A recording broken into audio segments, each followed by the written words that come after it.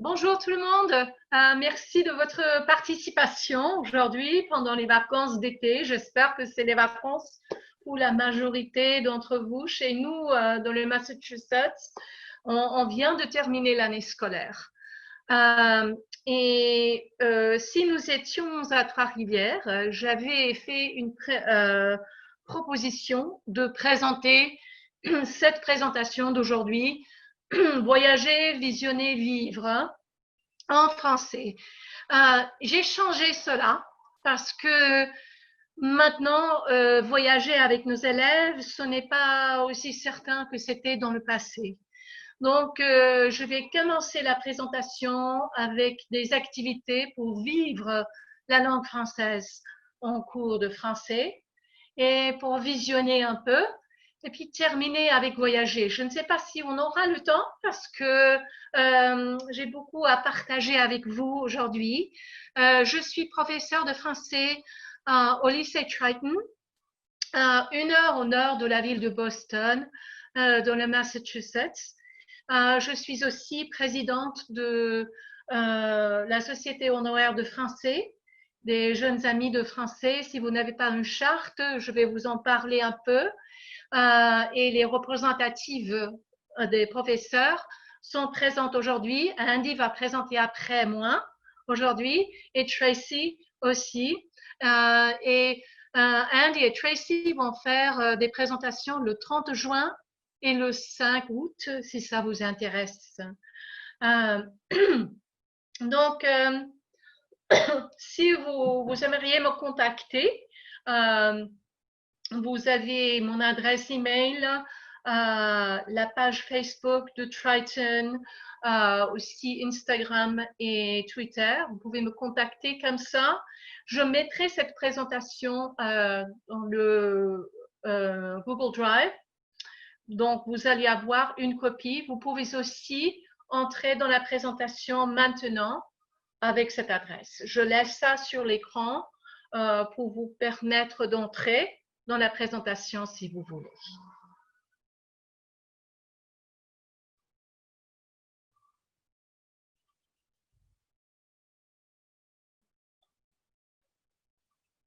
Alors,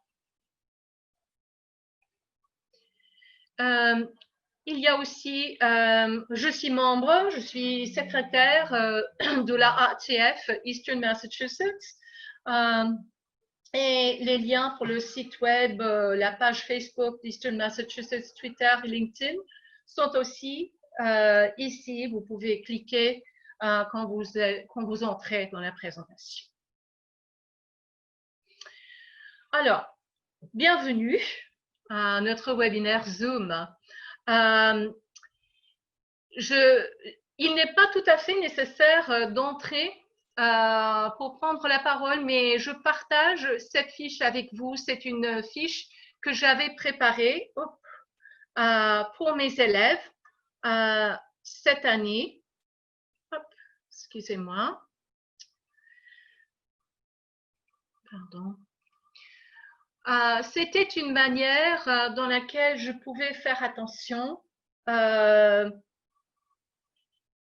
et pour vérifier la présence de mes élèves en cours de français.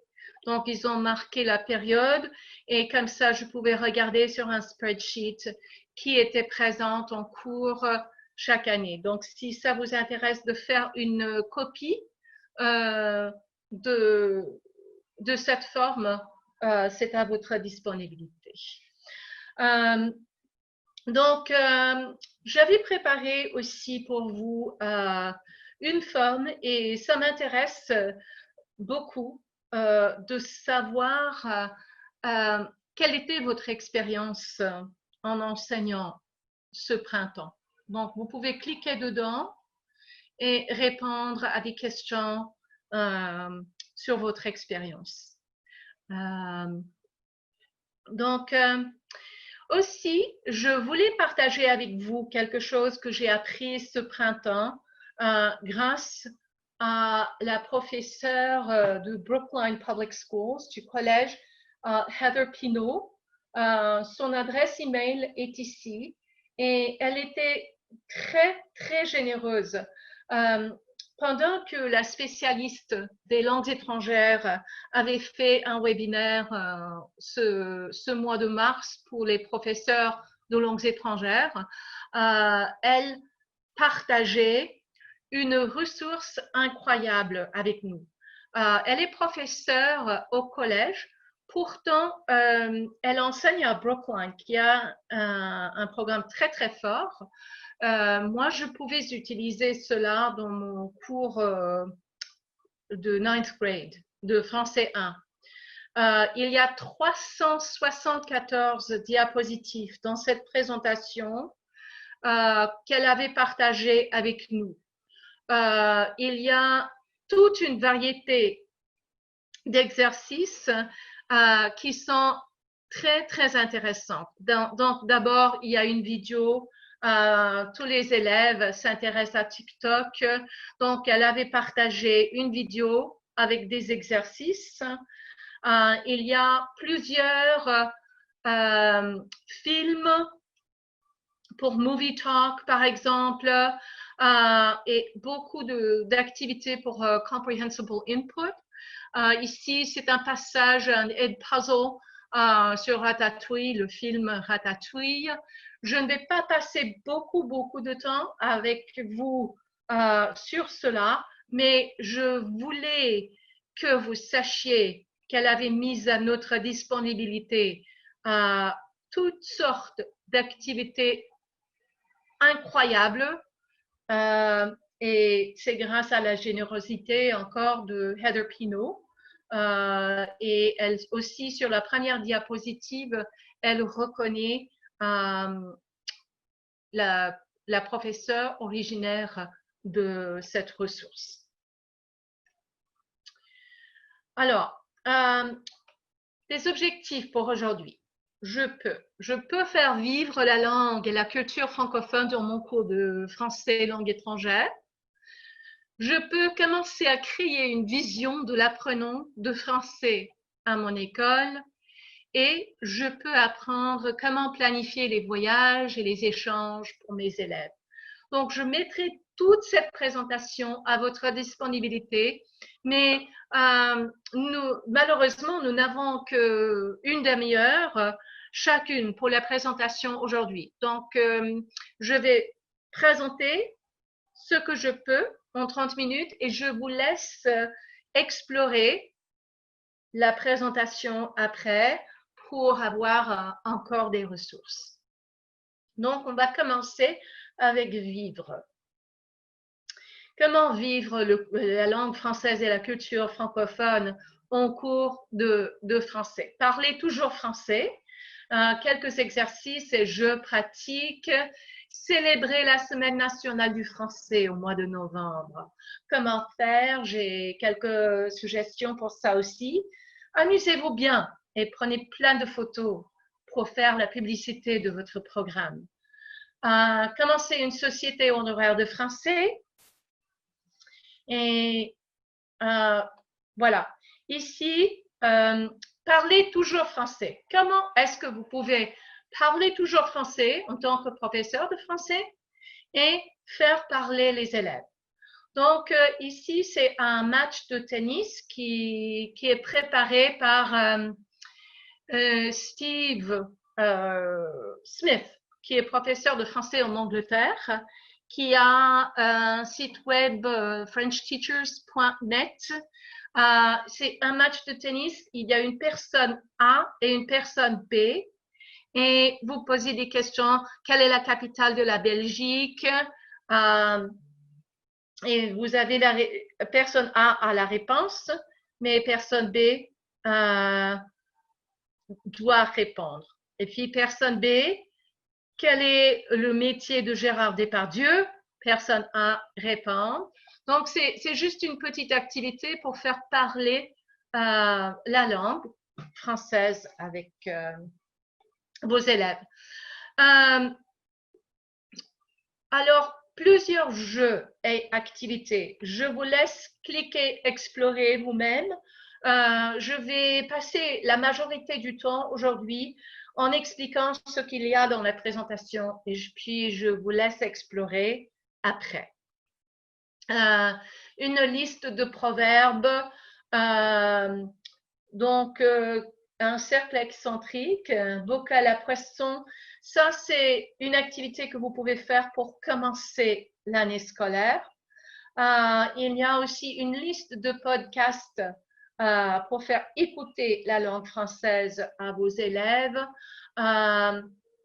Aussi, j'ai une photo à droite des prix pour le grand concours. Si vous ne participez pas au grand concours chaque année avec vos élèves, je vous encourage de le faire. C'est vraiment, il n'y a pas de conséquences négatives pour le grand concours. Tout est positif. Il y a une lettre sur le site web du grand concours que vous pouvez envoyer à vos parents en expliquant ce que c'est. C'est une très bonne expérience pour les élèves pour qu'ils puissent comparer leur progrès avec les autres élèves à travers la nation et aussi être reconnus. Encore pour faire la publicité de votre programme, quand les prix arrivent, vous pouvez inviter les parents à une soirée de la remise des prix.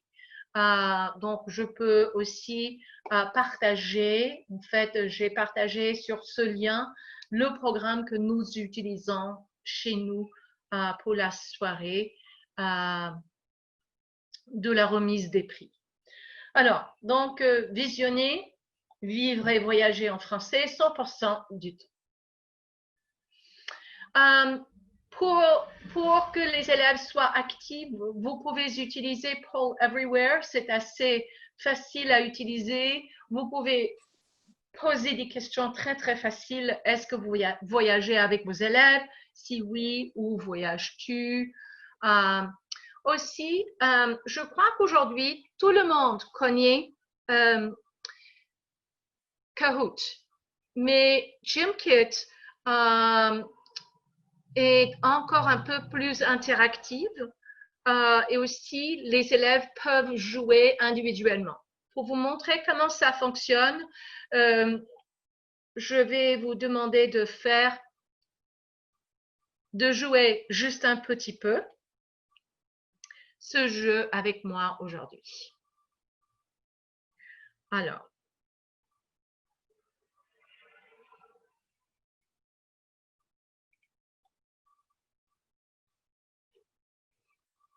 il n'y a que 6 questions, c'est très courte, mais c'est juste si vous voulez, si vous avez votre téléphone portable avec vous, vous pouvez entrer sur gymkit.com et vous pouvez entrer ce code. Salut Séverine.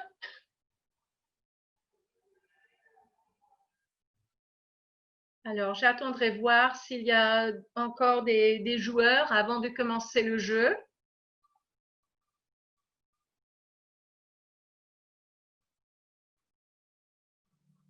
Bonjour Shelby, Adrien, Nana, Andy.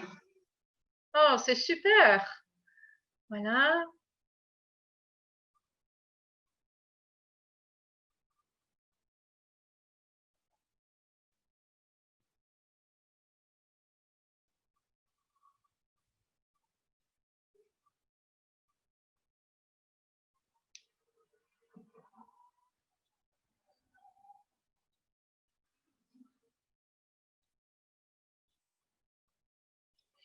Je vois un chat.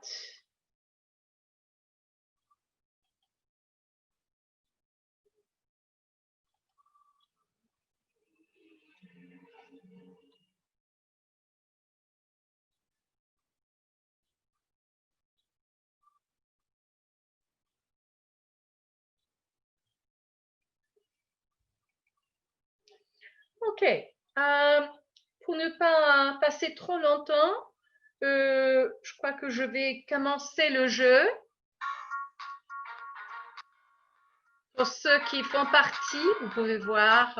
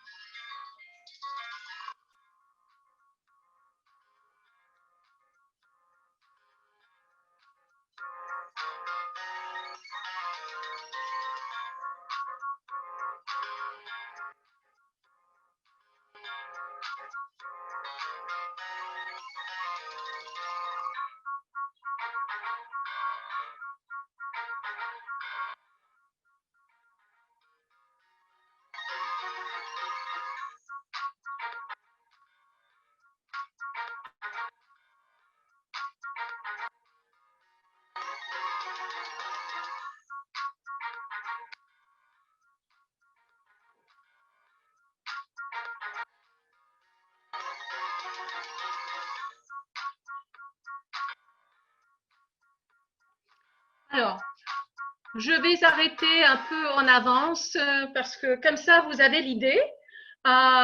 Mais vous pouvez faire des gym kits pour toutes sortes de choses, les contes faits, le vocabulaire, etc. Les élèves l'aiment bien. Ils sont très, très engagés et c'est assez facile à, à utiliser aussi. Donc, si vous ne connaissez pas, je vous encourage d'explorer et de commencer à utiliser.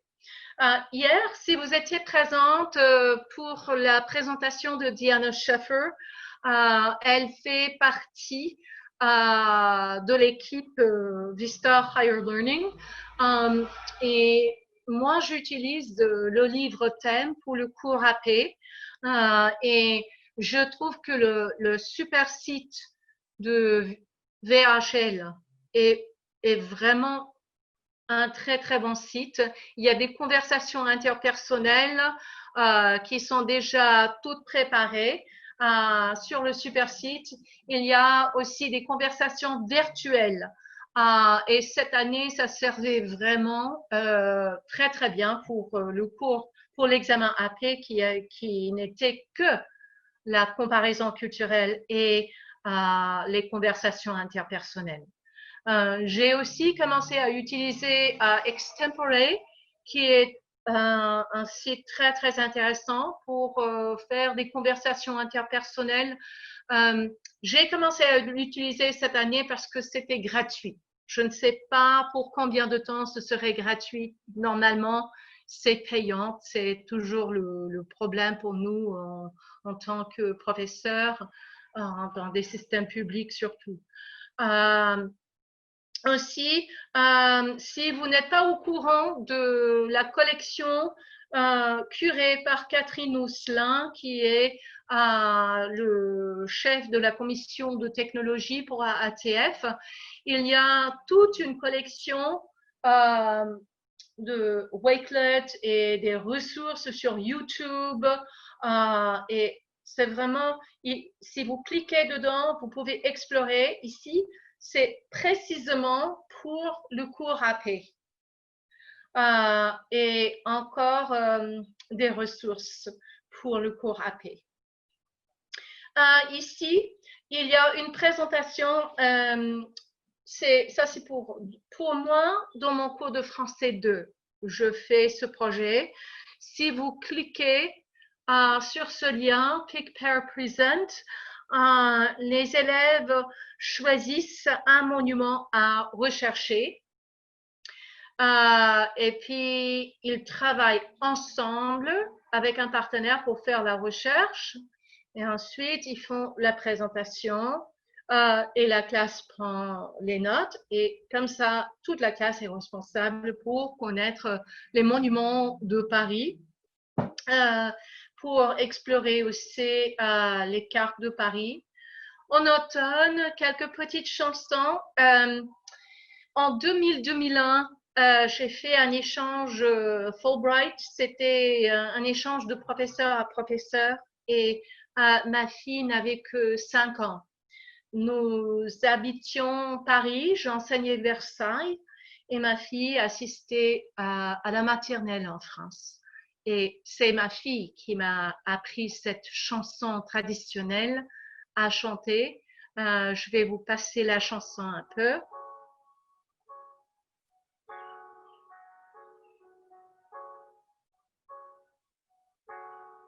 chic dans les prés, fleurissent, fleurissent, comme chic dans les prés, c'est la fin de l'été. La feuille d'automne emportée par le vent, le beau d'automne tombe en billonnant. Châtaigne dans les bois, Se fondent, châtaignes dans les bois, se fondent sous le vent. La feuille d'automne emportée par le vent, le beau d'automne tombe en billonnant.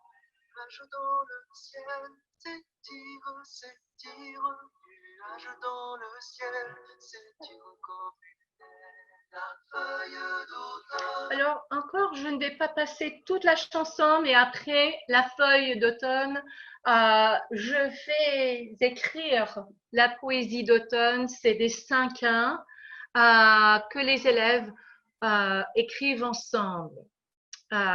Et c'est avec toute une imagerie, des adjectifs, des noms et des verbes pour décrire l'automne. Aussi pour l'Halloween, si vous ne connaissez pas la chanson de Matt, c'est l'Halloween. Les élèves adorent ça pour chanter pour Halloween. Même les seniors aiment bien chanter. Comment faire parler les élèves? Station de bavardage. Si vous connaissez Jennifer Gonzalez, elle a un podcast qui s'appelle Cult of Pedagogy. Si vous n'écoutez pas, je vous encourage de l'écouter parce qu'elle a toujours d'excellentes idées. Et ici, ça c'est parmi ses idées. Donc, faites le tour de la salle avec votre groupe. Pour chaque question, écrivez des réponses de votre groupe sur une des cercles. Et vous avez des questions si vous cliquez sur Chat Stations, vous avez toutes les questions que vous pouvez afficher. Si nous continuons à enseigner sur Zoom, nous allons devoir faire ça dans des breakout groups au lieu d'afficher sur le mur autour de la salle de classe. Aussi, graphicorganizer.net. Si vous cherchez à préparer des graphic organizers, ça c'est un site super facile à utiliser. Je ne crois pas que j'aurai le temps pour vous montrer comment ça fonctionne, mais c'est vraiment très facile à utiliser. Cliquez dedans, ça va vous servir. Ça vous donne des organigrammes et des graphiques comme ça. Ici, c'est un jeu que j'avais joué avec des élèves en automne l'année dernière qui ont beaucoup aimé. C'était un jeu de tabou. Si vous ne connaissez pas le jeu de tabou, ça force les élèves à parler.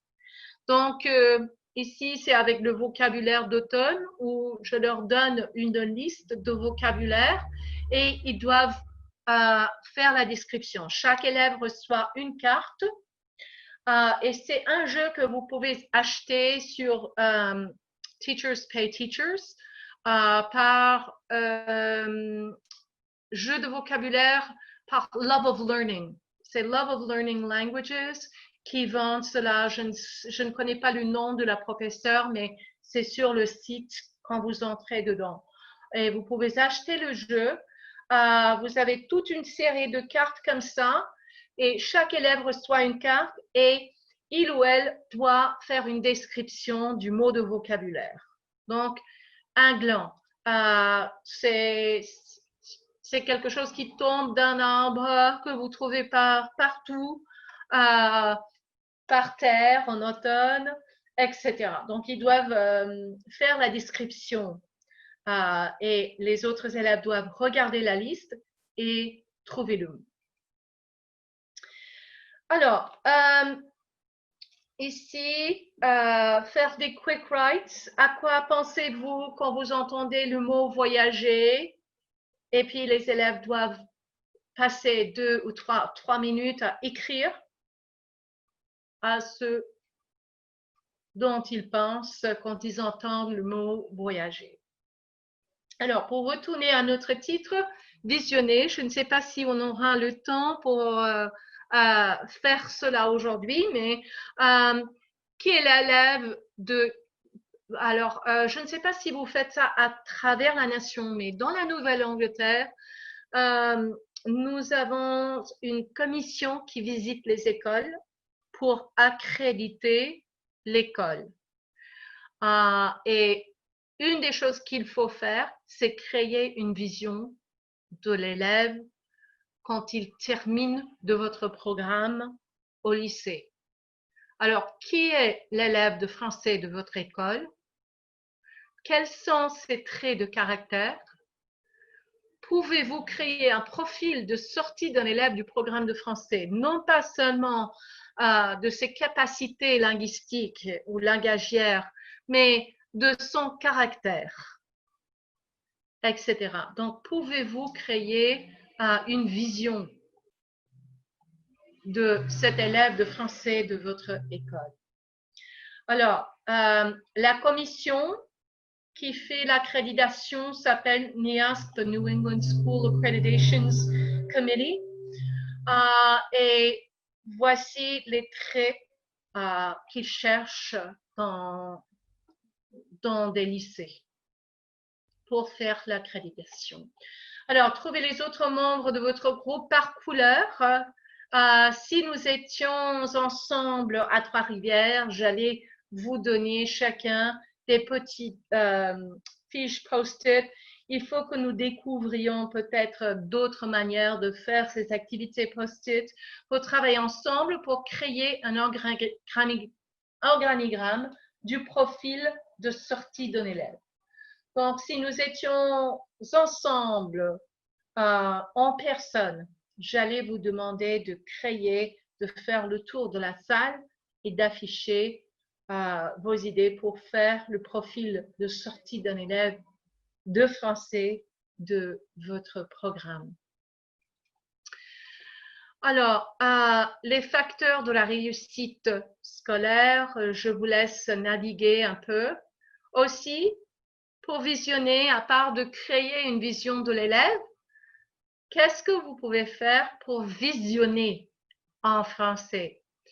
Ici, si vous ne connaissez pas le feuilleton Extra French, je vous ai mis l'épisode sur la présentation et aussi Karen Morgan de Waterford High School, Wisconsin. Je ne sais pas si Karen est avec nous aujourd'hui, mais préparer des feuilles d'activité pour accompagner chaque épisode de Extra French. Les élèves, les lycéens adorent ça parce qu'il s'agit d'un Américain qui ne parle pas très bien le français et d'un Français et deux jeunes Françaises qui vivent Paris et qui vont vivre ensemble.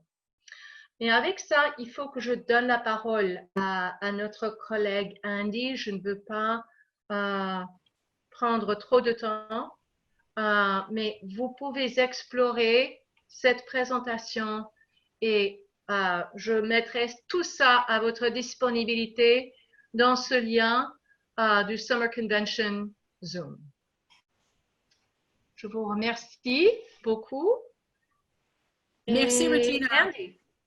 Si vous avez des questions, vous mettez-les dans le chat et on va partager ça avec Regina. Elle pourra répondre à vos questions. Alors, je vais parler uniquement de voyager avec les élèves aujourd'hui. Je vais essayer d'être brève parce qu'il y a beaucoup de liens que j'ai mis ici que vous pouvez voir, utiliser, changer comme vous voulez, mais s'il vous plaît, faites une copie avant de changer les choses parce que moi, j'en ai besoin. Alors, voici moi. Je m'appelle Andrea Isabelli. Mes amis m'appellent Andy. Dis-moi oui, oui. C'est moi en Philadelphie l'année passée. Je suis un peu triste de ne pas être à Trois-Rivières, mais un peu de moi, j'enseignais pour 29 ans. Je pense que c'est 29 ans en total. Oui, 6 ans pour me graduer en retraite. J'enseigne tous les niveaux de français 1, 2, 3 honneurs et 4 AP à Woodstock High School et aussi à Woodstock North. Oui, j'ai tous. Alors, on a mis français 1 et 2 ensemble et 3 et 4 ensemble, mais ça, c'est une autre présentation pour un autre jour. Alors, quoi d'autre? Je suis vice-présidente du chapitre Chicago, Northern Illinois. Je suis aussi représentante de la Société honoraire de français. Je suis aussi assistante à la GIF, la journée intensive en français qu'on offre ici en Illinois. Je vais parler un peu de ça mardi à ma présentation. Quoi d'autre? Je voyageais avec des élèves depuis 2001, je pense. J'ai fait 3 échanges différents. Aussi, j'ai fait des voyages touristiques, quoi. Alors, ça suffit de moi. Alors, où commencer? Si vous n'avez jamais voyagé avec les élèves, d'abord, il faut choisir un itinéraire. Il ne faut pas le laisser aux élèves. Vous allez choisir et vous présentez à vos élèves. Voilà notre voyage. Parce que si vous offrez des choix, je vous jure que ça va causer des problèmes. 1000 problèmes. Alors, après ça, quand vous avez le groupe, vous pouvez modifier d'après les intérêts du groupe, mais préparer le voyage. Alors, il faut aussi décider, est-ce que vous allez faire un échange? Quelle compagnie de voyage? Est-ce que vous allez utiliser une compagnie de voyage? Ça dépend. Alors, d'abord, il faut choisir quelle sorte de voyage vous voulez. Est-ce que vous voulez faire un voyage touristique? Ça, c'est le plus facile, ce que je suggère si vous êtes débutant, parce que c'est la compagnie qui fait tout. Et vous êtes là avec eux comme chaperonne pour diriger, ajouter d'ici et là. Mais pour la plupart, c'est le guide qui dirige le tour. Vous n'avez rien à planifier à part choisir la compagnie et travailler avec la personne là à la compagnie pour dire je voudrais voir ceci et cela, je voulais aller ici et là, et ils vont tout arranger pour vous. Ça, c'est le plus facile. Un échange, beaucoup plus de travail, mais aussi beaucoup plus riche. Quand on fait un échange, ça veut dire que les élèves d'un autre pays viennent ici habiter avec vous dans vos maisons. Et puis, vous allez à ce pays-là habiter dans leur maison. Et ça, c'est cool parce qu'on peut voir comment les personnes vivent la vie quotidienne. C'est aussi beaucoup moins cher parce qu'il ne faut pas payer le logement, la nourriture. Quand ils arrivent ici, oui, vous payez un peu plus pour le logement, mais c'est pas grave. Il faut aussi décider aux dates. Quand est-ce que vous voulez voyager? En été? J'ai voyagé en été avec quelques groupes touristiques, mais en France, il n'y a pas beaucoup de clim et c'était un peu difficile parfois. Je me souviens d'un voyage où il fallait, l'hôtel a acheté des ventilateurs pour chaque chambre parce qu'il faisait trop chaud. Alors, il faut choisir quand vous voulez aller. Pendant la pause de printemps, pendant l'école, en été, ça dépend. Alors, il faut tous décider d'avance. Alors, il faut organiser un rendez-vous avec les parents. Vous allez envoyer un message aux élèves, à leurs parents. Voici le rendez-vous, telle et telle date. Venez si ça vous intéresse. Il faut aussi mettre dans la note, si vous êtes sérieux, vous pouvez apporter de l'argent avec vous pour être certaine que vous feriez partie du groupe. Alors, il faut commencer 1 an d'avance parce que moi, il y a des profs qui vont chaque année, mais moi, je préfère le planning. Alors, je commence 1 an d'avance et puis ça m'aide beaucoup à organiser. Je voyage d'habitude chaque autre année parce qu'il me faut 1 an de repos entre, parce que je suis un peu plus âgée et puis ça devient de plus en plus difficile pour moi de récupérer. Alors, attends, je ne peux pas tous voir. Ouf. Alors, les rendez-vous chaque mois, il ne faut pas le faire minimum 1 fois, 2 fois, mais moi, je préfère un rendez-vous avec les élèves et les parents chaque mois. Et chaque mois, j'offre un thème différent. Une fois, c'est l'organisation. La première, c'est de, bien sûr, parler du passeport, comment obtenir un passeport, qu'est-ce qu'il faut faire, ça coûte combien. Si on a un passeport d'un autre pays, du Mexique par exemple, est-ce qu'il faut un visa, tout ça. Et puis, j'ai choisi aussi un jeu pour un icebreaker, pour brise-glace, on dit, oui, non?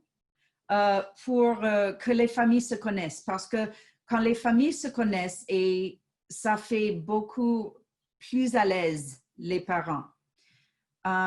Et aussi aux élèves, parce que parfois les élèves ne se connaissent pas. Alors, avant de partir, ils ont déjà une bonne connexion. Alors, après ça, concentrez-vous à 1 ou 2 choses en particulier pour chaque rendez-vous. Par exemple, qu'est-ce qu'on met dans la valise? Comment est-ce qu'on fait la valise? Ça doit peser combien? Il faut donner aussi les renseignements sur le voyage. On peut donner un peu d'histoire des endroits qu'on va visiter d'avance parce que quand on fait ça, ça prépare bien les élèves pour profiter du voyage. Moi, je fais ce qu'on appelle Avril à Paris. C'est un mois de préparation avant que nous partons. Et puis, pendant ce mois, je fais une visite virtuelle à Paris. Je leur enseigne les monuments, comment utiliser le métro, l'étiquette, tout ça. Okay? Il faut aussi partager les histoires, si vous en avez, de ce qui s'est passé dans le passé, dans vos voyages. Ça aide. Pour faire un échange, j'ai fait faire des vidéos et je vais partager une vidéo ici qu'une de mes élèves, elle m'a donné permission de partager parce que les élèves en France, quand j'ai fait l'échange, je voulais le faire, mais ça n'est pas passé à cause de COVID. Mais ils ont envoyé des vidéos en anglais et j'ai fait faire des vidéos à mes élèves en français. Voilà, une de ces vidéos. J'ai 15 ans, mon anniversaire est le 22 juillet, donc j'aurai 17 ans en octobre. J'ai 2 frères, ils ont 13 et 11 ans. Ils sont très amoureuses. J'ai 3 chattes, elles sont très adorables. Elles s'appellent Lila, Rose. À l'école, je joue de la clarinette et je chante à la chorale. J'aime la littérature et les livres. Je lis John Steinbeck et d'autres livres classiques. John Steinbeck.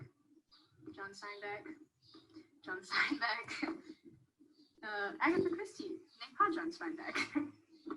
J'ai participé au théâtre parce que j'adore le théâtre. J'ai participé à 13 spectacles depuis 2014. Bon, vous avez l'idée, OK? Les élèves ont commencé à écrire ce qu'ils voulaient dire, je l'ai corrigé, et puis ils ont utilisé ça pour faire des vidéos. D'autres élèves ont montré leur famille, ils ont montré leur maison un peu, alors ils ont parlé de ce qu'ils veulent faire. Comme ça, on regarde les vidéos et on met ensemble les personnalités qui vont mieux ensemble. Voici quelques activités que nous avons fait pendant l'échange. Quand les élèves français sont venus ici, ici à gauche et en haut, c'était un dîner d'accueil. Quand ils sont venus, toutes les familles se sont réunies à l'école, au lycée, à la cantine pour faire un dîner. Chaque famille a apporté quelque chose à manger et puis parce que c'était le soir quand ils sont arrivés. Alors, on a dîné et puis toutes les familles sont parties de là. D'autres activités, on a fait du bowling ici. Nous avons vu un match de bowls. Quand vous avez un match de bowls là, quand vous organisez comme ça, ils vont mettre le nom du lycée de France sur le grand écran comme ça. Ils ont adoré ça. C'était très cool. Et voici nous devant le bean, tout le groupe. On a fait un lock-in aussi parce que ce groupe de France, tout le monde adorait Harry Potter. Donc, j'ai fait un lock-in Harry Potter. Alors, voici les quatre adultes qui représentent chaque maison de Gryffindor, Ravenclaw, Slytherin, etc. Et puis, chaque élève avait un mouchoir de couleur de la maison. J'avais un sorting hat qui les a mis dans les maisons au hasard. Et on a fait des activités toute la nuit. On est resté toute la nuit à l'école.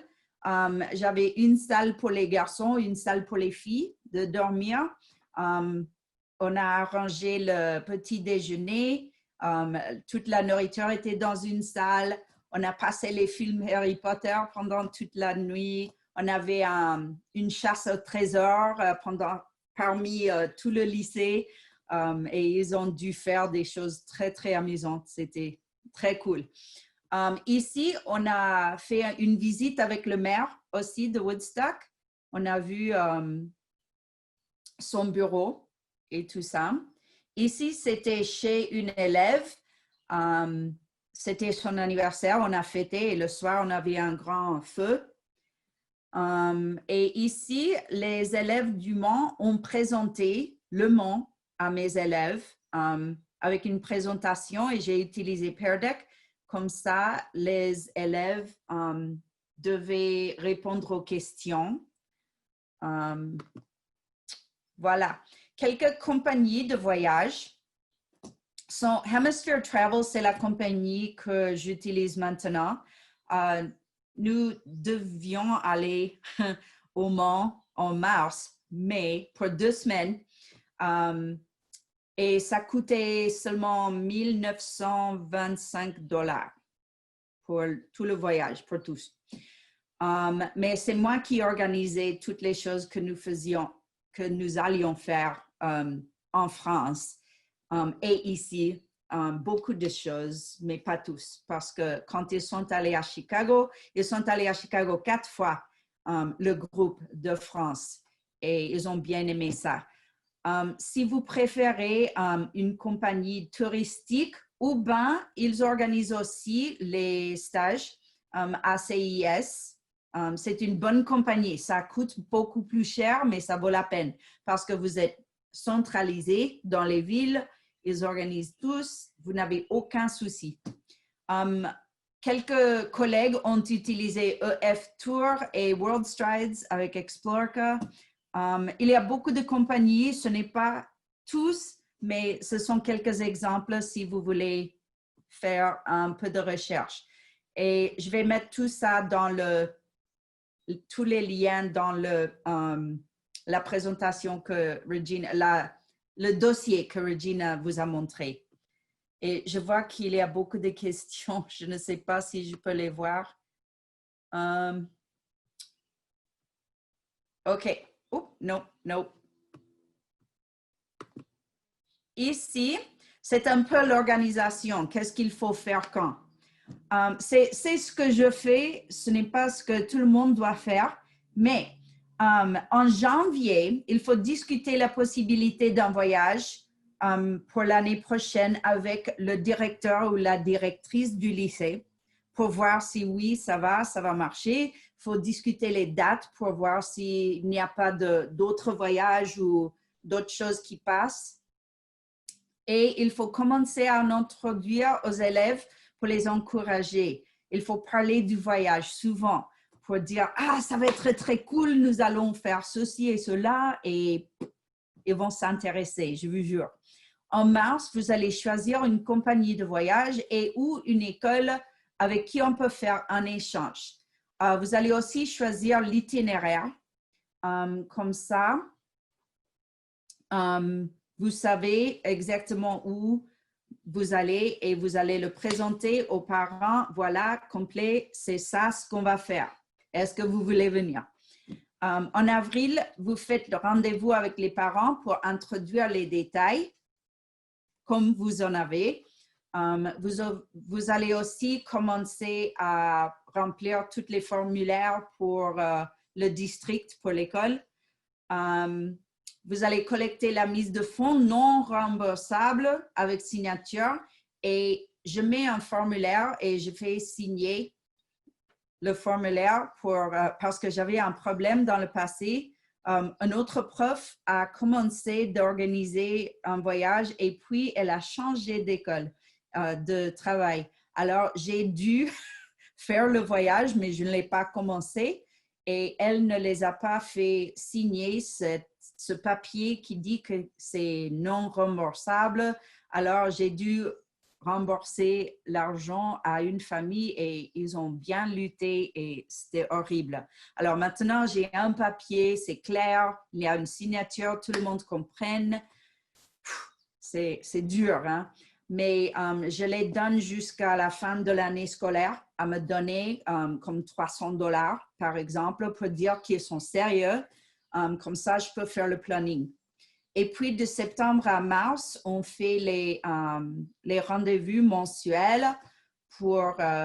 moi, je préfère le faire au même endroit, le même jour, la même heure chaque mois. Comme ça, c'est plus facile à se souvenir, c'est quand. Vous allez collecter l'argent parce que, par exemple, j'utilise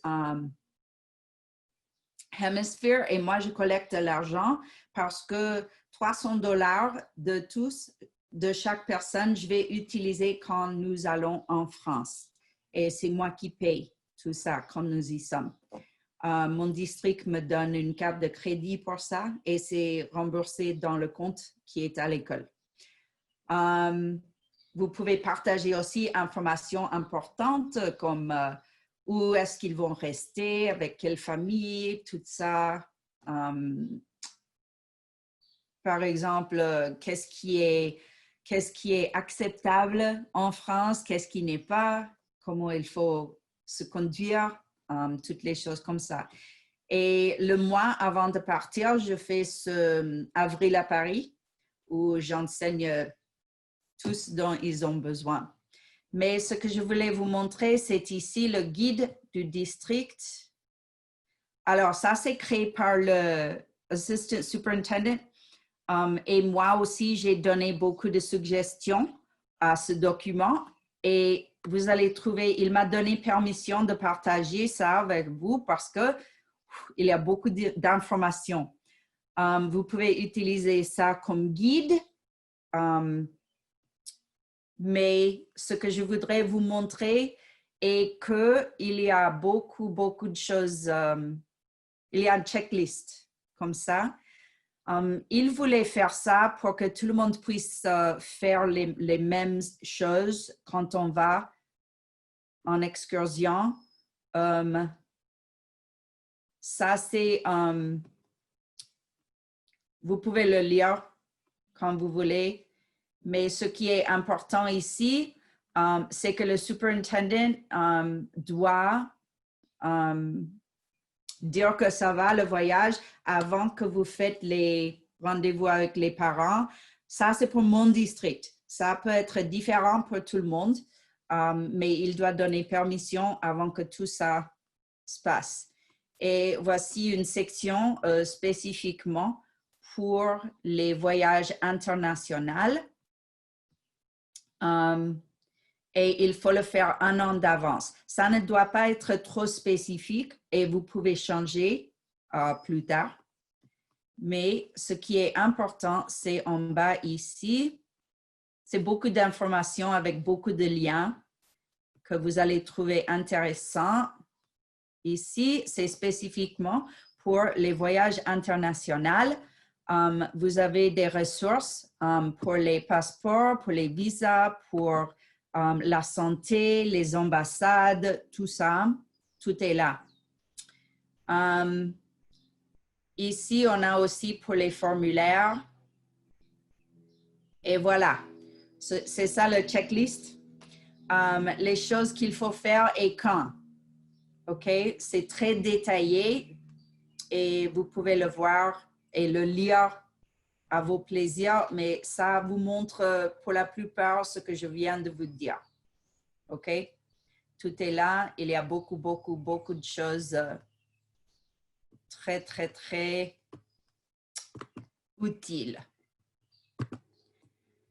Alors, voici un lien à la présentation. Ici aussi, je vous ai donné permission aux agendas mensuels. Comme ça, vous pouvez voir exactement ce que j'ai fait. Vous pouvez l'utiliser comme guide. Aussi, un exemple de mon itinéraire quand nous allons au Mans, en France. Ici, il y a un itinéraire à Woodstock quand les élèves sont venus ici. Et ici, c'est le formulaire que j'ai créé pour le mise de fonds non remboursable. Okay, vous pouvez voir ça aussi. Oh non, je ne voulais pas faire ça, désolé. Vous pouvez le regarder quand vous pouvez parce qu'on n'a pas beaucoup de temps. J'ai créé ça avec Slidesmania. Je voulais vous dire que les images viennent aussi de l'Institut de l'art de Chicago. Et voilà, Slidesmania, si ça vous intéresse, utilisez. Je l'ai trouvé génial et très facile à utiliser. Et puis, merci bien. Si vous avez quelques questions, voici mon adresse email. Et voilà, je passe à Nelly, je pense, parce que c'est l'heure, n'est-ce pas? Oui, merci Andy.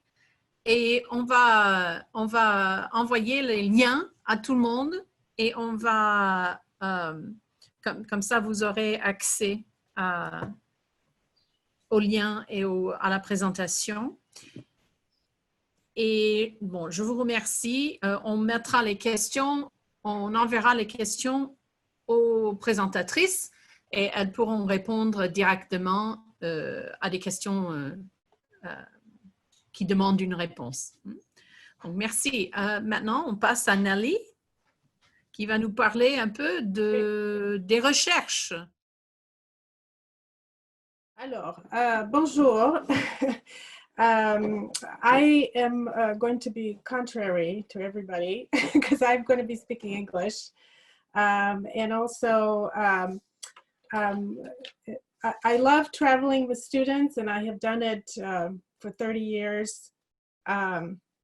However, it turns out that there are some things that we have to keep in mind in terms of pedagogy when we're traveling with students.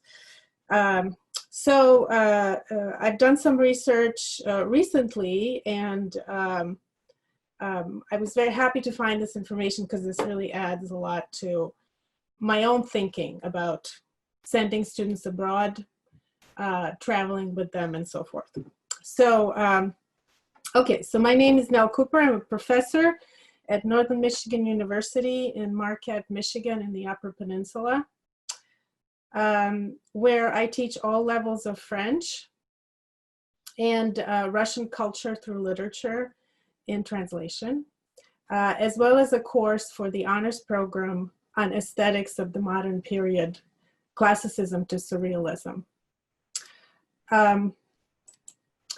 The topic I'm proposing for discussion today is advancing the study of French at your institution and improving fluency in the target language. These two are often closely aligned since for the most part, Students who recognize significant improvement in their French are more motivated to continue studying than those who see little to no improvement. While this fact may seem intuitive to you as pedagogues in this field, we will see here statistical evidence to that effect in the research. We start with some common knowledge about study abroad for students. How is study abroad a great option, the best option by common standards for students studying a foreign language, French in our case? It improves fluency. Why? Immersion in the target language as well as in the unique culture. Many opportunities to speak the target language. What could be some drawbacks of students to study abroad? Difficult or impossible in some cases because of financial constraints, personal obligations, timing issues. The benefits of immersion in the country of the target language as well as the drawbacks have been discussed in many studies that urge faculty of French to encourage students to go abroad.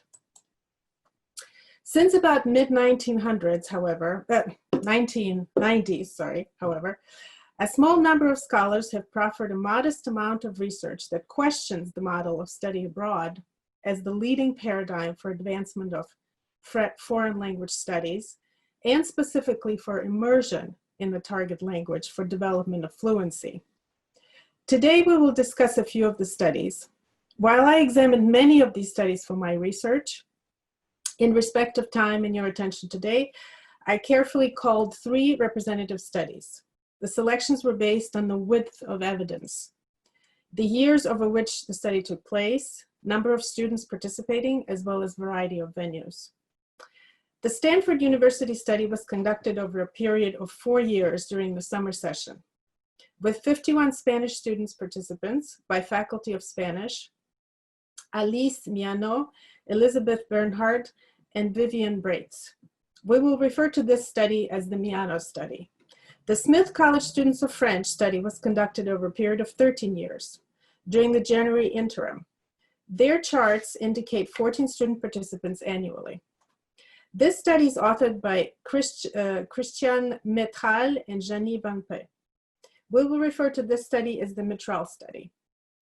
The third is a multi-institutional funded study involving Carnegie Mellon University, Concordia University, Middlebury College, and Brigham Young University, with 28 students distributed over 3 spectrums of learning approaches: traditional 12-week semester at home, 12-week semester in Paris, and 7-week intensive immersion in the summer.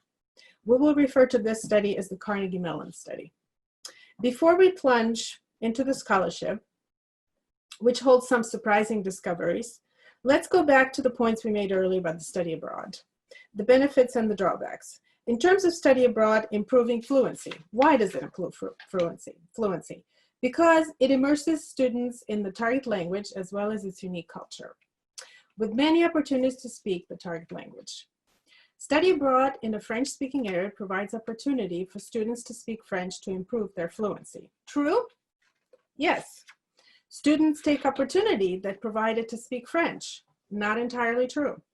Speaking French is the key to fluency. Also not entirely true.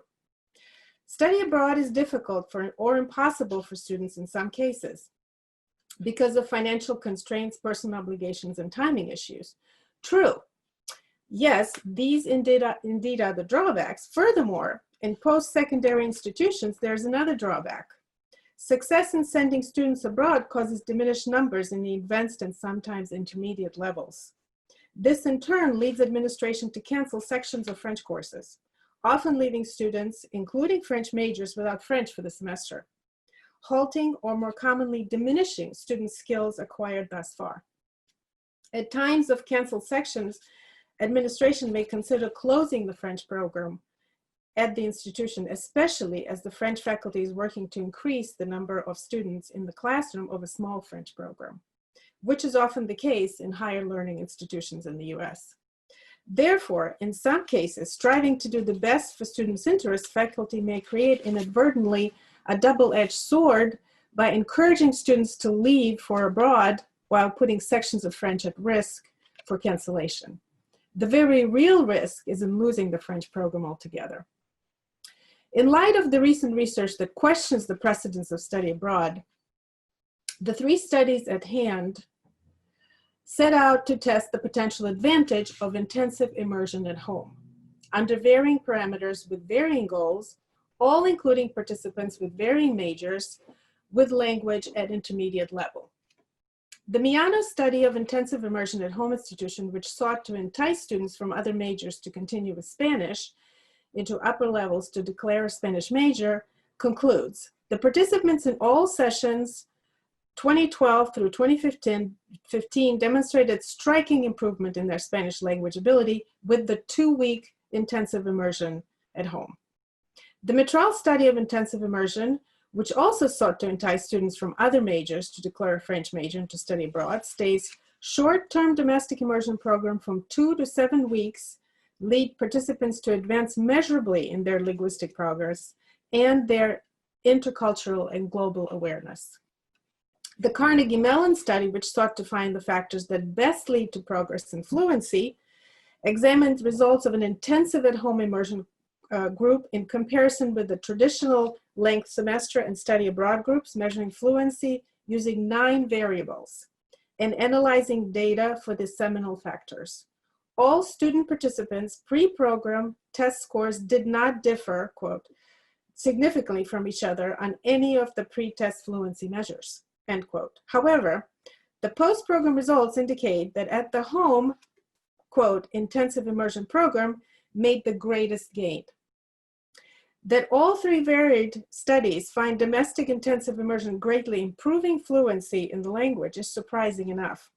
But as we look deeper into the details revealed through the 3 investigations, more surprises await us.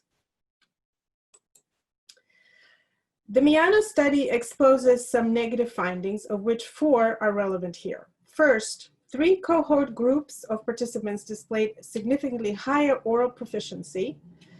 The 2014 cohort did not achieve statistically significant improvement in fluency.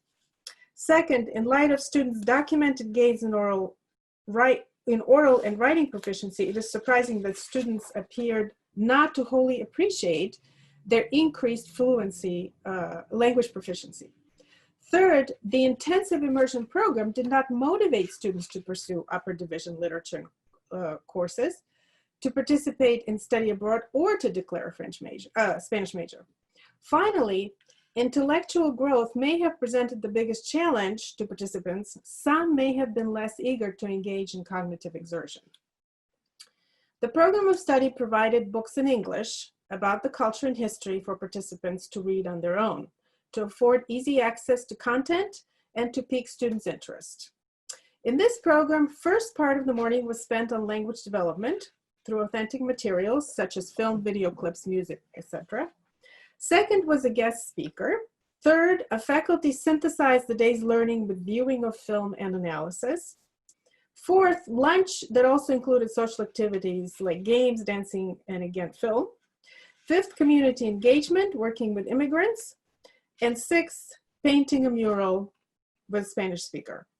And a final project is a 3-page research paper in Spanish and an oral presentation thereof.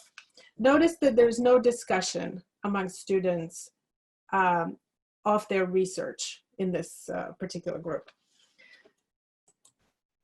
The Mitral study observed a different result in their domestic immersion. Students who took the intensive immersion course were more likely to major in French, to enroll in study abroad program. Immediately, a question imposes itself here: why design an immersion program at home to lead students to study abroad when the authors state without ambiguity that study abroad is less effective than intensive immersion at home? Without responding to this question, let's look at their program at this time. We'll come back to the answer later. The Mitral group promotes the idea that meaningful interaction, quote, not only improves linguistic ability, it also raises the student's level of enthusiasm and motivation, brings linguistic skills to life, and situates them within a social and cultural context that gives them depth and breadth, end quote. With this philosophy in mind, the faculty provided, quote, material and exercises to expose students to authentic cultural situations in the target language, end quote. The program focuses include, first, developing speaking, oral production, and listening comprehension. Second, technology and computer-activated learning, independent work on pronunciation, exercise from the websites, viewing films and television programs were implemented to create variety and to add evening contact hours in French during the absence of the instructor. Third, leading whole class and small group discussions and role-playing games. Students conducted research to learn information about their role in order to, quote, embody a new persona, assume new cultural gender identities, and communicate declarative knowledge on an array of topics using linguistically appropriate grammar and culturally appropriate norms.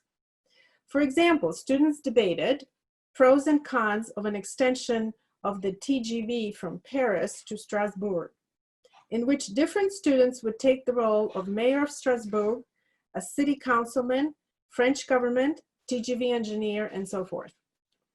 Finally, the authors emphasized that they did not concentrate on writing or grammar.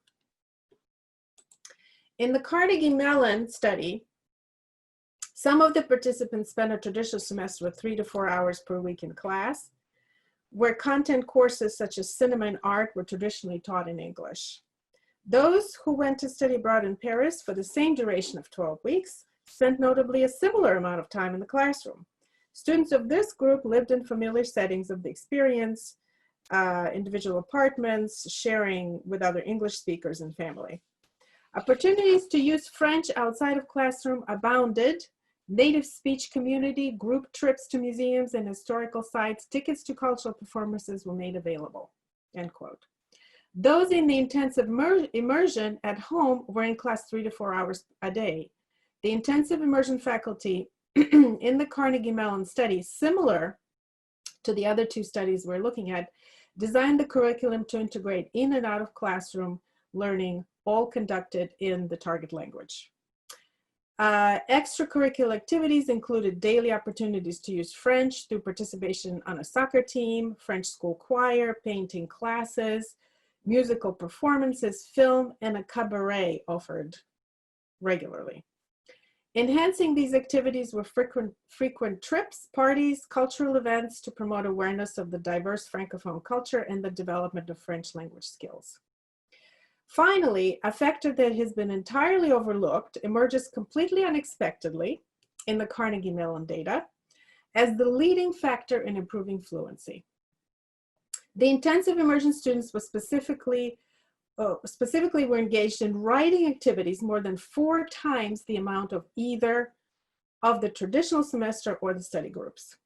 The measures of the Carnegie Mellon study included identifying specific skill builders. Their analysis indicate that productive language activities were a significant predictor in speech gains. To clarify, productive language activities computed as speak and write. Receptive language activities as read and listen. Further analysis between the 2 productive activities of writing and speaking, productive language variable write, but not speak, were a marginally significant predictor, which suggests that writing activities in particular predicted gains in speech rate. The authors emphasize that the importance of writing for fluidity of spoken language seemed to be driven by the intensive immersion students who engaged in considerable amount of out-of-class writing activities in French. These students were given many research papers, assignments that involved gathering information from different sources, piecing together ideas, and then producing a polished report.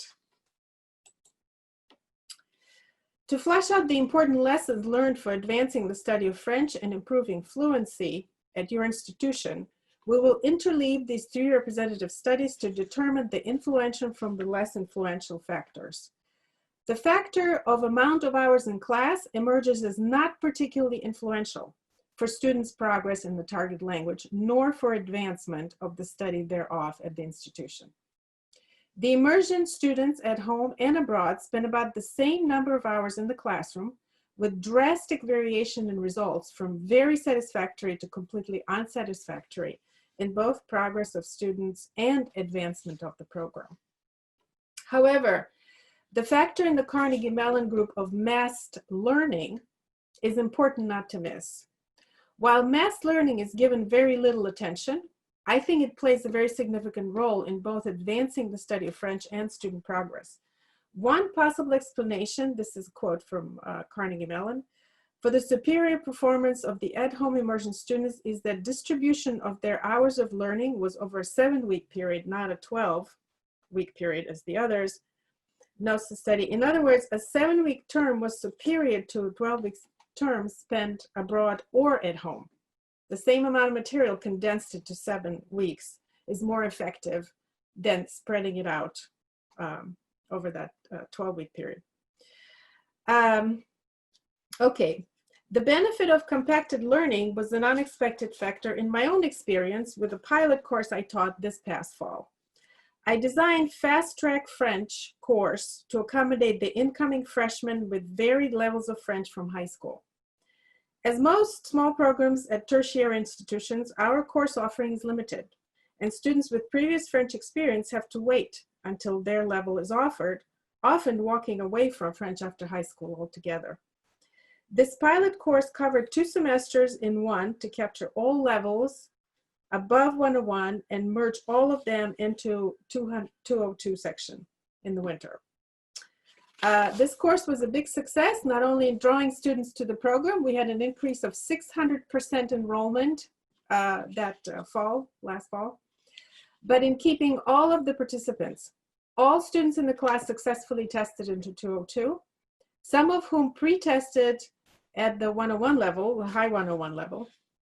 Additionally, all students are continuing in the program and all have declared a French major. Compacted learning is an influential factor because it forces students to have more of the language, not less, more difficulty, not less. Remaining in the target language during all activities is an influential factor to student progress and program advancement. Motivating assignments in the target language is also an influential factor. The students who showed a marked improvement in fluency continued their studies, declared a French major, went to study abroad, and more importantly, recognized their own advancement, were those in the Mistral and the Carnegie Mellon studies who took part in synthesizing conceptual ideas and facts from real events in the target culture, in the target language. They were in a cognitive mode, that component which the Miano study underscored as absent among their participants. Since studying abroad is recognized in the Mistral inquiry, as in all others, to show disappointing results in students' improvement in the target language, here we return to the question, why do these teachers consider the student's choice to study abroad as one of the principal goals by which to measure the success of the immersion program? Can study abroad lead to success? Certainly, a student's choice to study abroad demonstrates acute interest in the country of destination and may well congeal the student's intent to pursue studying the language. Nevertheless, bearing in mind our 2 objectives, namely fluency gains and advancement of the program, the manifest evidence in scholarship, the study abroad option presents itself as better suited for students who are already comfortable in the target language. The goal is always to use the target language across a variety of situations. Students cannot revert to English and thereby frustrate their learning. Given these parameters, ACTFL proficiency guidelines suggest that the lowest level of fluency suitable for study abroad would be intermediate high. Yet even this level will cause students to slip into English in an exchange with a French speaker not used to non-native speech. Therefore, it seems that the optimal experience abroad would be upon reaching the advanced level of fluency in ACTFL. As ACTFL proficiency guidelines indicate, advanced level speakers have sufficient control of basic structure and generic vocabulary to be understood by native speakers of the language, including those unaccustomed to non-native speech. The final factor to ensure progress of students and advancement of foreign language program was not only surprising among these 3 representative studies, but also turns out to be the most important one, writing in the language. Writing in the target language remains irrelevant in the studies of Miano and Mistral. So we too may question the relevance of this factor, since the Mitral group spoke of similar positive results as the Carnegie Mellon, the latter emphasizing conversing. Okay. Writing is conspicuously absent from the results of those studies. Why does the Mitral study show comparable results to Carnegie Mellon study that includes the writing assignments? So the answer is that if the Mitral group's participants developed role-playing scenarios in the target language where they spoke in the role of a French activist, citizen, government official, and so forth, we can be certain that they wrote down in French the evidence they were gathering from various authentic materials.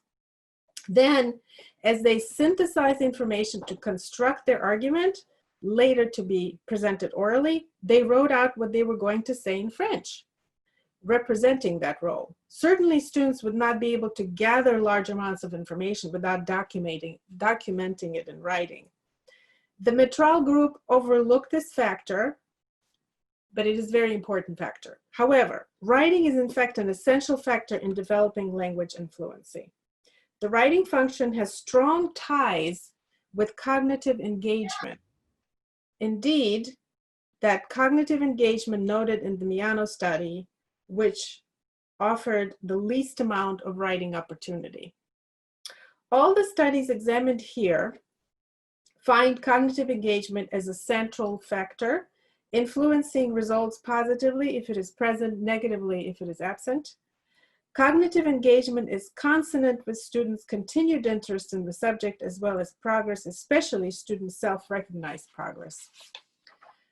Since progress in a foreign language is judged a great deal by improvement in fluency in students depends on their cognitive engagement, which in turn promotes interest, which in turn enhances fluency.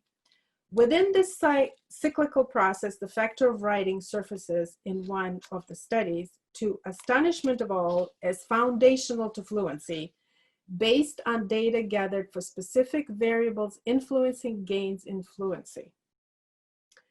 Why is it so? Why is writing such a powerful factor in not only engaging students' interest in the subject, but in leading them to progress, to better learning? The answer to these questions lie in science, in its revelations about the human brain and the learning process. It is already clear that the learning process is intimately linked with engagement on a cognitive level. It may be unclear under what conditions cognitive engagement occurs. From the science point of view, a level of difficulty may be at least part of the answer. As we saw in the Carnegie Mellon study, for example, productive activities were better at improving cognitive engagement and fluency in students than receptive activities. Respectively, the more demanding tasks of writing and speaking were more productive for fluency than reading and listening. Empirical evidence from the work of Lindsay Richland, Department of Psychology at UCLA, and her team provides valuable information about the benefits of increased difficulty. Quote, "A growing body of laboratory research indicates that increasing the difficulty of a learning activity in a systematic way may improve learning and retention for this learning over time." End quote. It is important to note that Richland recognized that the path to learning is not smooth, that increasing difficulty, quote, "may impair learners' performance during initial knowledge acquisition," end quote. But if the ultimate goal is to learn the material, challenge seems to be a better path to that goal. Quote, "It is worth noting that it is not difficulty per se that leads to improvement in learning, but rather the fact that the intervention engages processes that support learning." End quote.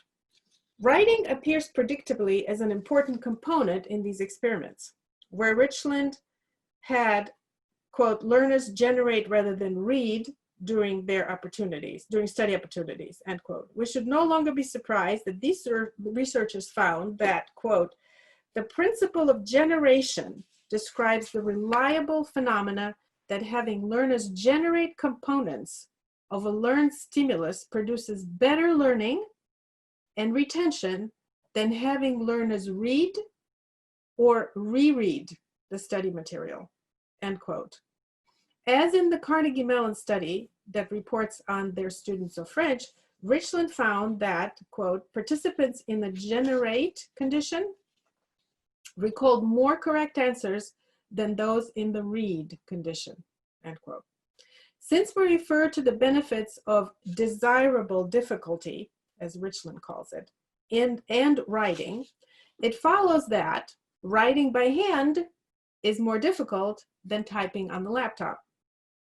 Therefore, taking notes by hand has been shown more beneficial to learning than typing notes on the laptop.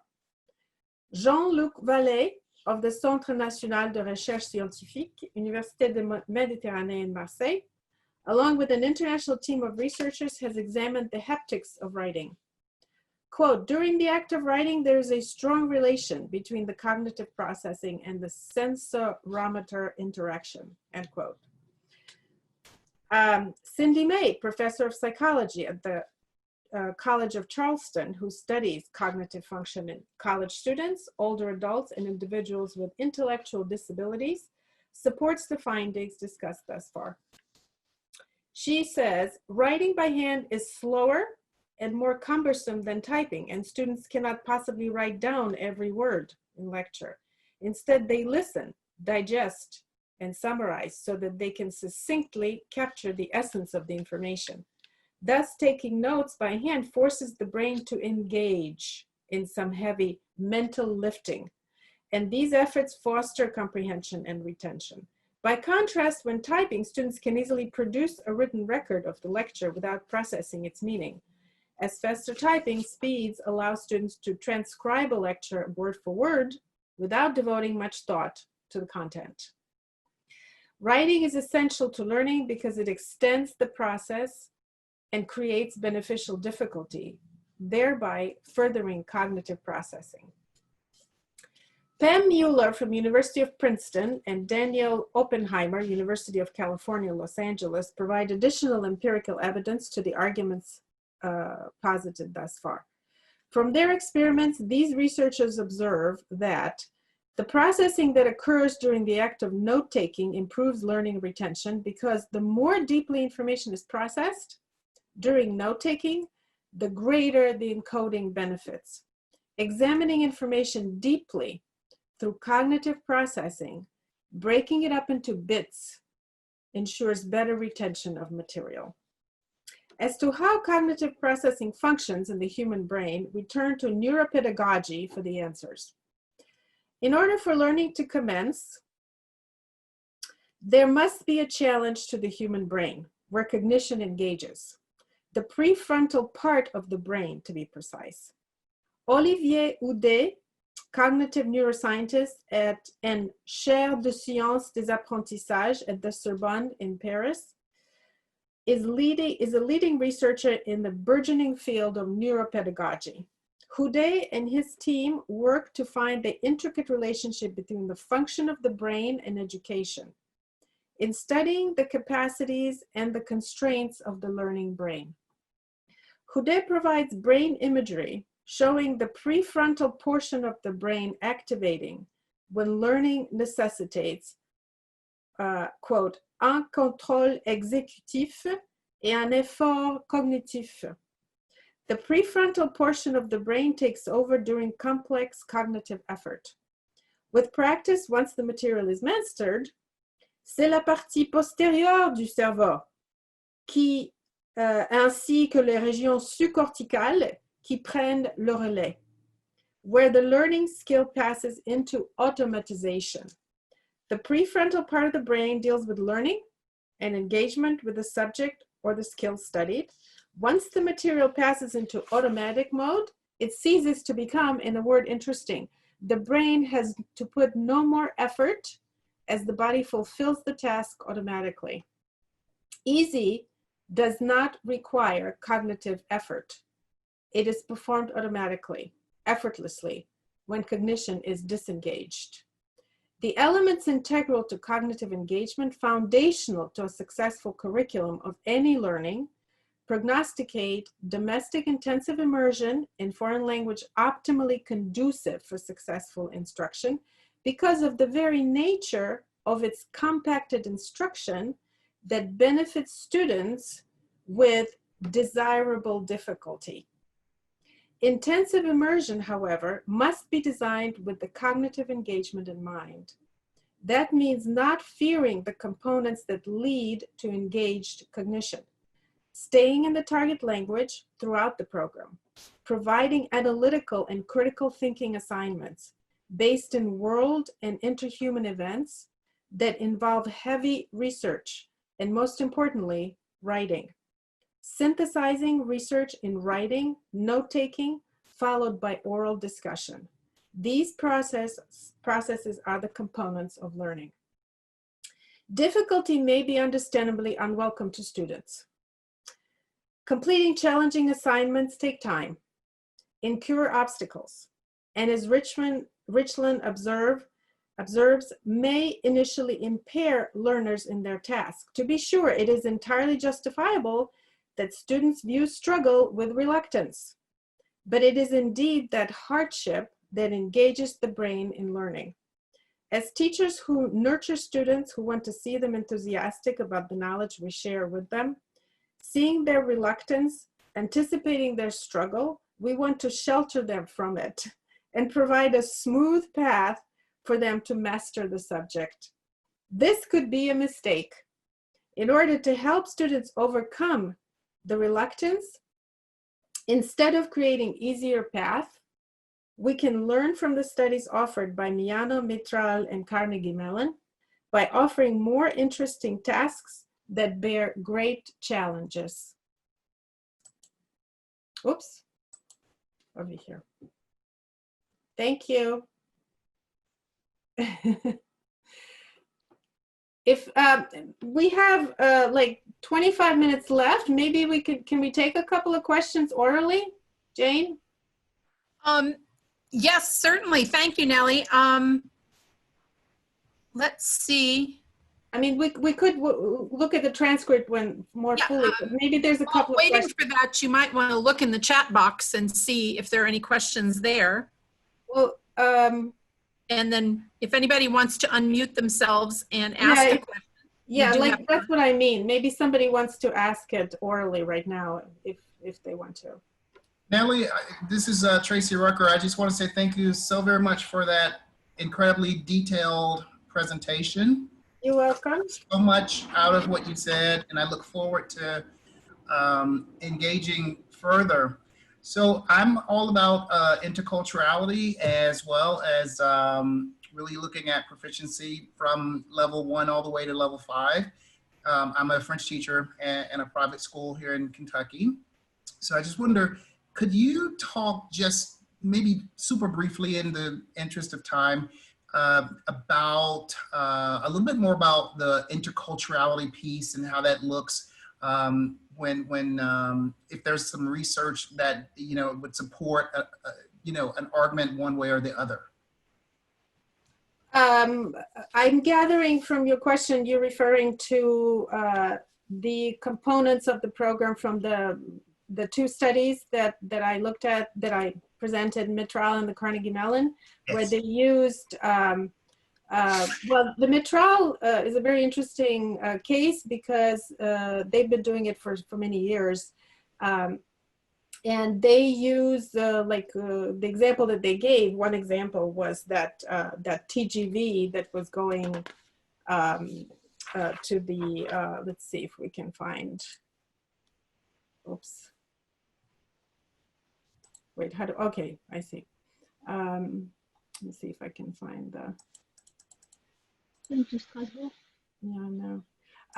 Well, anyway, and so what they do is they, the students have to do the research, what the problems were, what the concerns were from citizens, from the government, from different officials, from the drivers of the train, and they had to take a position. They had to take the role of that person once they got the research, then they had to articulate as that person to express their concerns. And of course, there are people from different sides. Some people want the train, some people don't want the train. And then once everybody has their role and their research, then they debate it in class. And I actually, while I was doing this research, this was so intriguing to me that I actually tried it a little bit myself, and it really works well. So having students do the research and then turn it around as a personal issue that they have to articulate and to defend. That is very interesting.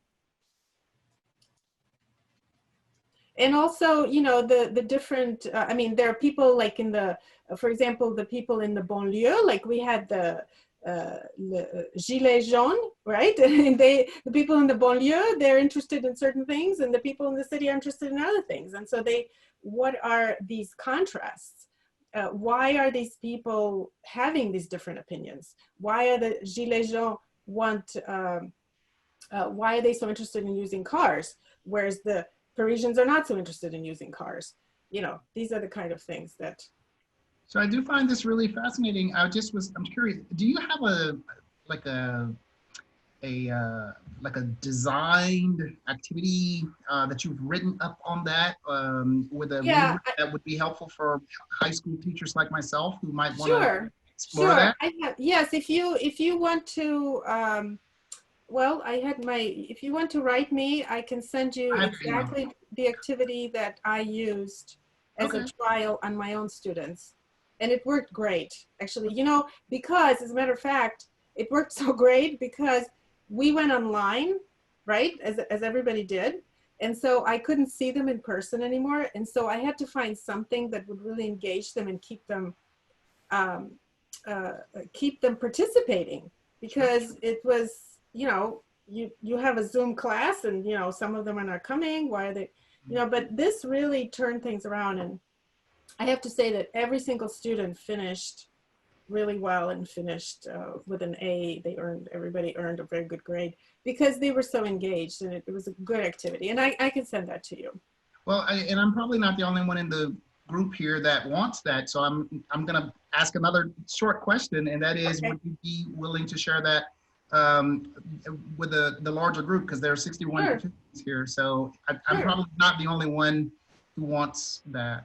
Okay. I appreciate it. Thank you. I'm happy to do that. Thank you. Okay, you're welcome.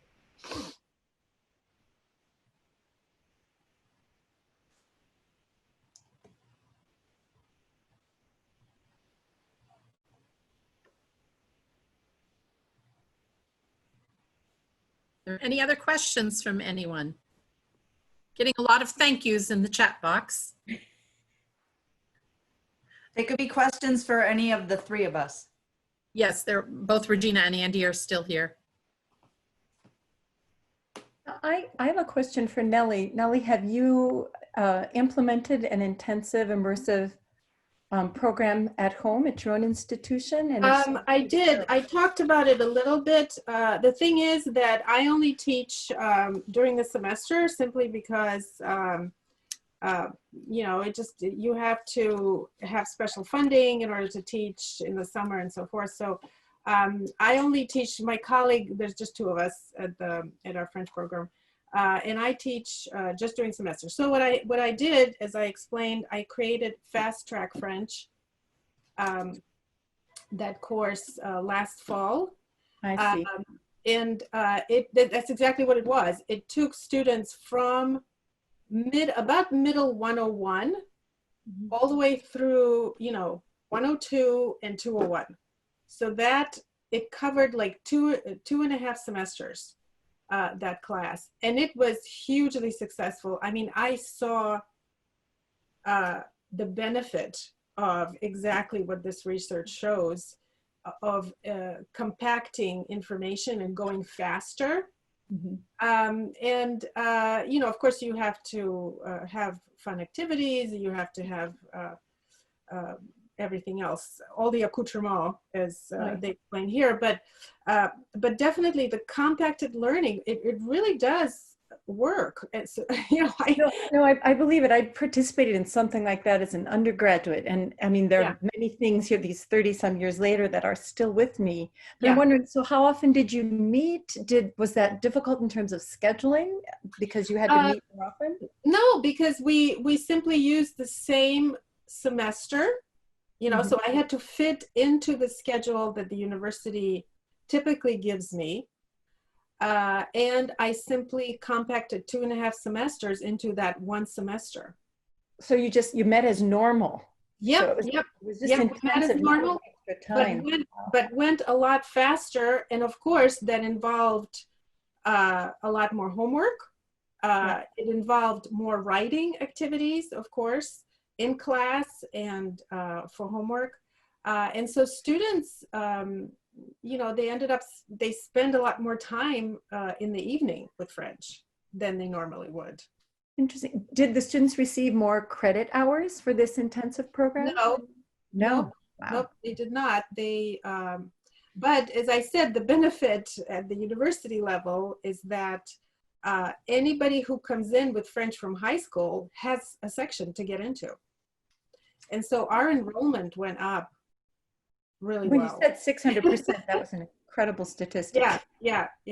So, yeah. Thank So, you. and of course you have to really promote it and talk it up to the advising center, because we don't have contact with students when they're going through orientation. So Yeah. you have to really like cater to the advisors. You got to send them little chocolates and things to try and get them to send these students to you. Otherwise they'll just send them to chemistry or something. So Thank you. you're welcome.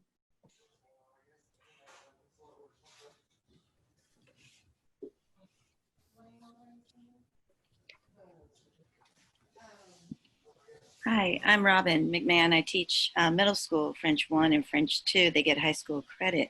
I wanted to go back to Andy and Regina and thank you for sharing all you shared. Fortunately, and I don't know how, for the last 20 years, I've had an exchange program with the same school in Liège, Belgium, and we travel every other year. I had promised, and I say this to the parents of kids who come to my parent meeting, I say, we will not go anywhere unless I can take the students who deserve to go, whether or not they can afford it. So I really work hard in making sure I can take some kids from fragile families, financially. And I wanted to just throw it out there. From 2009 to 2016, we traveled with money from the European Union, and it was off this grant called Getting to Know Europe. Now, the grant at the time was offered, we had to turn in the grant in September. So that meant I could spend basically the whole summer writing the grant. And I wrote that grant, and we got that grant for 4 years in a row to the tune of almost 300,000 euros. So it was an amazing amount of money. I could take teachers, I could take lots of kids who couldn't afford to go. And it really was life-changing to spend a week traveling in France, going to basically Paris and Normandy and learning about history of war. And then going on to Liège, Belgium to, and in fact, my colleague and I from Liège did a presentation at AATF. I don't remember what year that was. I think it was 2006, about the exchange program still going strong. So I guess what I wanted to say was check out Getting to Know Europe. I don't know if it's still out there. It's through the European Union, that you just write up it's a lot of work, however, but I still to this day go to my parents and say, we are going to subsidize in some way that we will take students who can't afford to come, because I will not get on the plane without the children who also deserve to come, all kids across the board. So thank you, you guys, for sharing what you have written. It's amazing. And what you have shared today. Thank you for sharing and what you have done as well.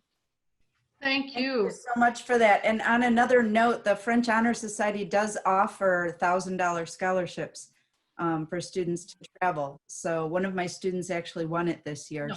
Awesome. Actually, the one that you saw in the video, she's the one who won. Oh, that's great. Yeah. Awesome. So what, Andy, what did you do? I know your trip was it completely canceled? Unfortunately, so many situations of travel this year. Students who did win the awards were unable to travel. So will Zoe be able to travel next year, or? Well, as it stands now, we're supposed to be going on the off years of another school here in Illinois. But so they're scheduled to go next spring break. But everything is kind of up in the air right now. So we are scheduled, I have 9 students left. After my seniors have graduated, they can't go, obviously. So I have 9 students left who will be sophomores or juniors or seniors next year, who can still go. And we are hoping to reschedule that for spring break. We'll just go with the other school. Oh, good. Not sure how that's going to work, but we're going to try to make it work. I loved that video and seeing Zoe.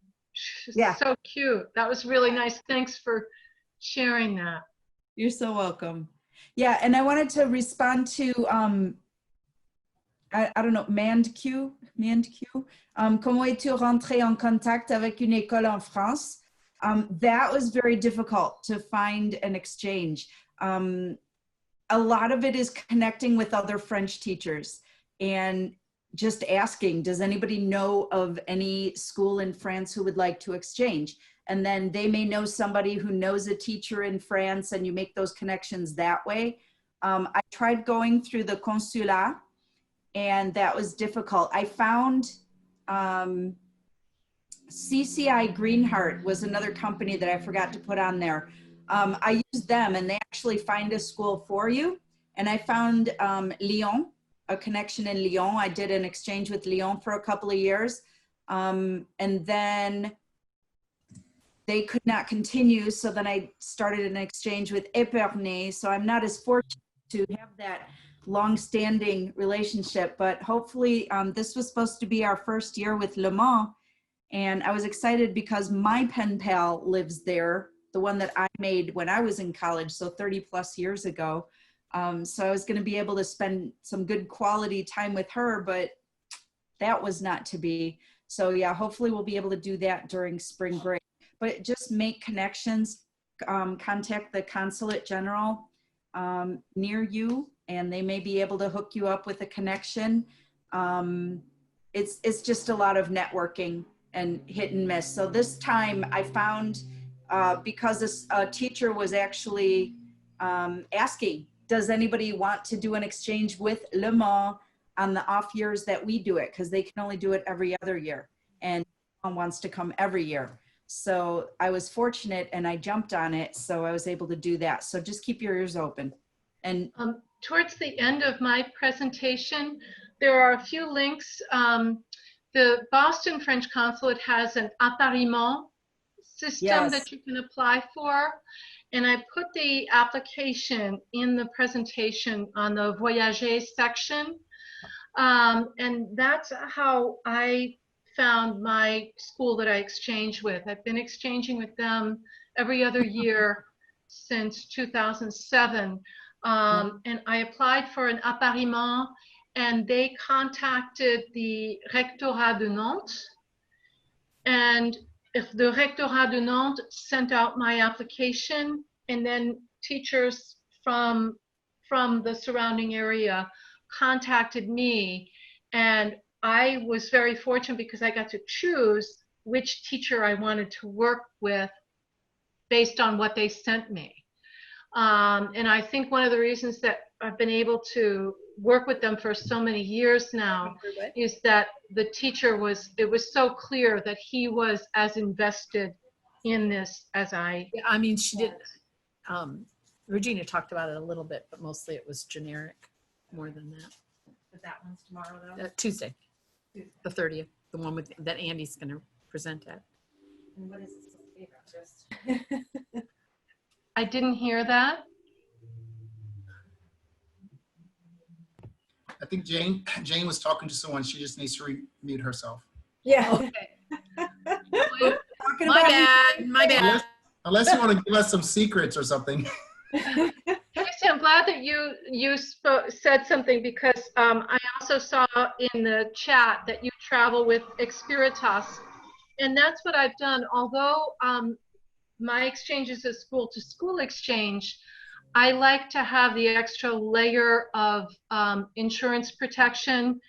And although our school committee approves of our exchange and it is a school approved exchange, I also like, as any teacher does, to have that extra layer of protection in case of any liability issues or anything like that. So I travel with a company, I travel with Experitas, and Virginie was at AATF in Philadelphia last year. She's the coordinator for France, and Experitas also does homestay. They set up, I just travel with them. We do the school-to-school exchange, and I have Experitas do the flight and hotel in Paris and different things like that, and the TGV from Paris, $2 But I really have enjoyed traveling with Experitas, and I just have found Virginie to be wonderful. Oh, I agree. I haven't traveled quite yet because this was going to be my first year with them. But my colleague did travel, and I don't know if she's on here, but my colleague traveled with them last year and just had an amazing experience. And just really to say one more word about Experitas, since you know, Virginie really is an incredibly thorough, patient person who just, you know, said, okay, Tracy, what do you want? And I was able to just say, this is all I want. And she just took it from there. And then I want to say one more word about World Strides. You know, I mentioned in the chat that I was invited a few years ago for one of their site visits. And the site visit, for those of you who don't know, is a visit where a group will invite teachers who will potentially travel with students to a certain site. So I'm a French teacher and I speak very little Spanish, but I was invited to go to Costa Rica for 4 nights and 5 days. And I met some of the kindest people that I still am in contact with. Some French, there were other French teachers actually who were on that trip with me. But it was an all expense paid opportunity to really experience a site the same way as a student would experience. So World Strides is also a really wonderful organization. And I want to thank all of you ladies, Regina, Andy, and Nellie, for bringing to our attention some more focus on positive interculturality, because we all have to do a better job with that. So thank you very much for your presentations. Thank you.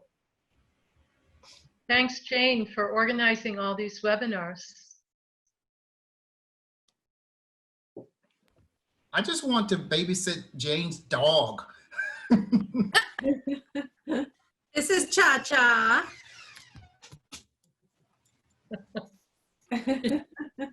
Hey, Tracy. He comes to the office from time to time when he doesn't go to doggy daycare to wear himself out. Hey, Tracy. I'm wondering why, when you went on the site visit with World Strides, then why did you decide not to travel with them? Oh, I didn't say not to travel with them. I said, I know, but since you went to the site visit with them, since you went to Costa Rica with them, then why did you end up not traveling with them? Oh, basically I wanted a homestay component that was going to be very different from what they were actually able to do for France at the time. Again, I'm a French teacher that went to Costa Rica. There were experiences there already in place.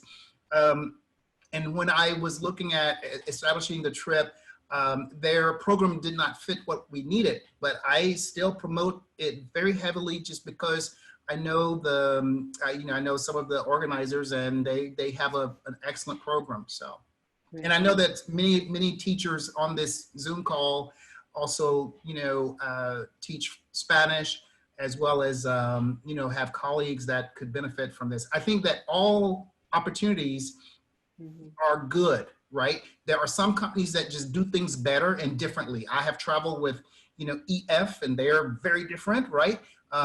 Every group is different. And I think that Andy said it best and when she was talking about looking at what the program you want is, because that is number one. And when you can do that, you will see which company is going to do it best. You know, there are companies that will give you an all-inclusive price, and there are companies that will give you an a la carte pricing. And for me, I would just rather see a larger bill at the end that is inclusive than to see a small bill that continues to be added. It's just, you know, I think that you just have to look at a whole lot of different aspects. Mhm. So I think I tried to answer your question. Yeah, thank you. Thank you. Yeah.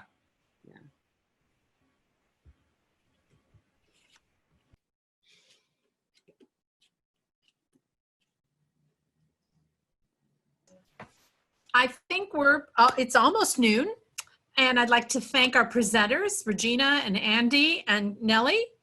Again, we will post presentations in the Google Doc, and as soon as we have some, there's only one for the moment, we will share that with all the participants. And we'll share the chat with the speakers so they can answer any questions that we missed. And thank you all. See some of you on Tuesday, I hope. Actually, I put mine in there, but I put it in a document with the link because I couldn't upload the whole presentation for some reason, but you should be able to access it that way. Okay. I hope. Thank you, everyone. Thank you, Jane. Bye.